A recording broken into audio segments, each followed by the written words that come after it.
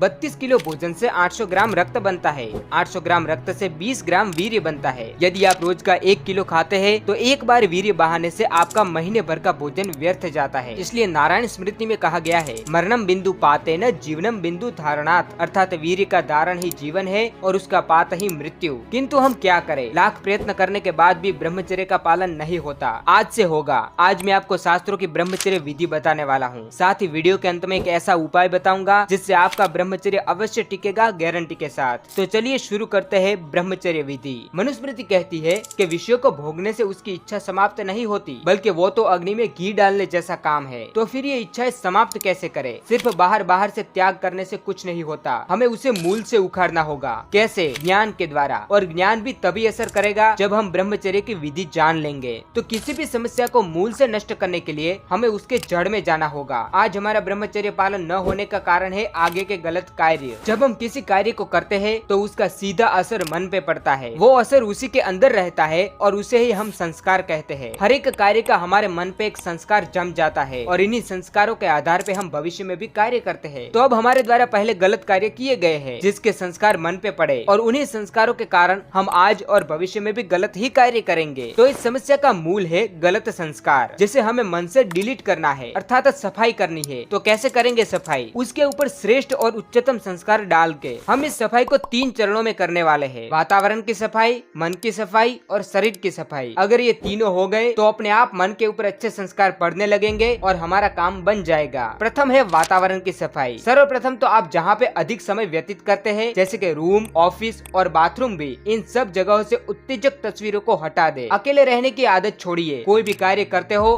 तो खुले में करिए जहाँ सब लोग आपको देख सके। किंतु इसके अलावा आप 2 और जगहों पे भी अधिक समय व्यतीत करते हैं, मोबाइल और कंप्यूटर। मोबाइल में से हर एक वो चीज निकाल दे जो आपको उत्तेजक बनाती है। सोशल मीडिया पे उन्हीं लोगों को फॉलो करे जो आपके जीवन में कुछ ऊंचा दे रहे हैं। कंप्यूटर में भी इसी तरह की साफ सफाई होनी चाहिए। आप स्वयं उनके मालिक बनिए, नौकर नहीं। दूसरा है मन की सफाई। इसके लिए मैं आपको 2 ही वस्तुएं बता रहा हूँ, सत्संग और बुक्स। उन ऊंचे व्यक्तियों को सुने जिनकी चेतना वास्तव में ऊपर उठ चुकी है। वही वचन आपको पार कराएंगे। मेरे जीवन में यदि किसी ने परिवर्तन किया है तो वो है सिर्फ पुस्तकें। ये आपके मन को बिल्कुल निर्मल बना देगी। भक्ति, ज्ञान और देश हित की पुस्तकें पढ़े जो आपको वास्तविक जीवन से परिचित कराएगी। जब मन निर्मल होगा तभी उस पे उच्च संस्कार पड़ेंगे जो न सिर्फ ये जन्म बल्कि आपका आगे का जन्म क्या होगा ये भी निश्चित करेंगे। किंतु जब कामेच्छा उठती है तब कुछ याद नहीं रहता, सब कुछ भूल जाते हैं। अपनी इस कामेच्छा को नियंत्रण में कैसे लाएं, इसके ऊपर मैं थोड़ी ही देर में बात करूंगा। पहले हम तीसरा शरीर की सफाई देख लेते हैं। मुख्य 2 वस्तुएं हैं, श्रम और आहार। प्रथम श्रम। शरीर को उस हद तक थका दीजिए कि वो कामुकता में सक्षम ही न हो पाए। किसी भी तरीके से थकाइए। वीर्य में इतनी ताकत होती है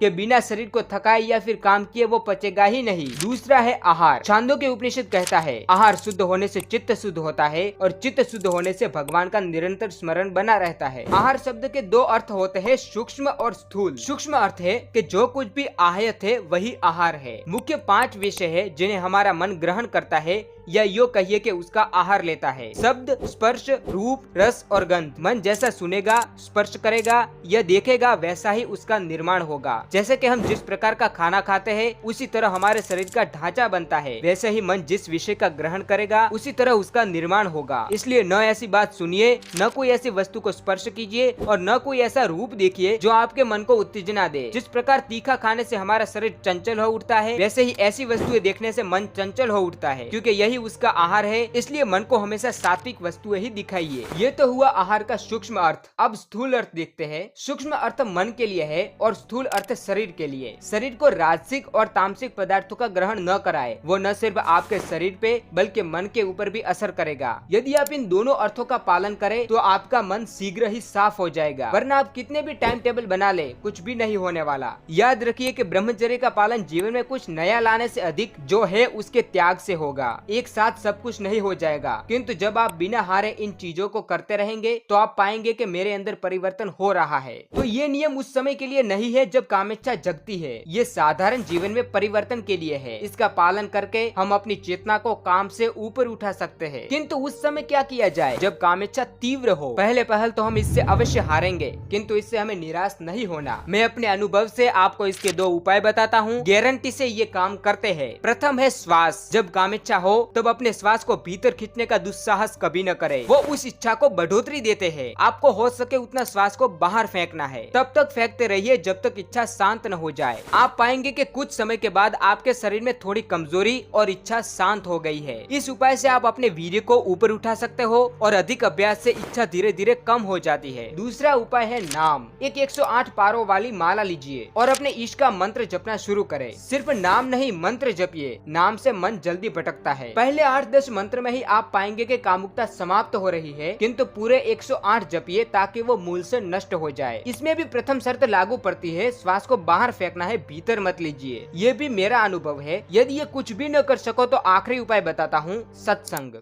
अच्छे व्यक्ति का संग आपको अवश्य ऊपर उठाएगा। इसके अतिरिक्त एक बुक है ब्रह्मचर्य, हो सके तो मैं लिंक दे दूंगा। उसने भी मेरे जीवन में काफी परिवर्तन लाए हैं। हार मत मानिए, 1000 बार गिरेंगे पर हारिए मत। मिलेंगे हम अगले वीडियो में, तब तक जय श्री राम।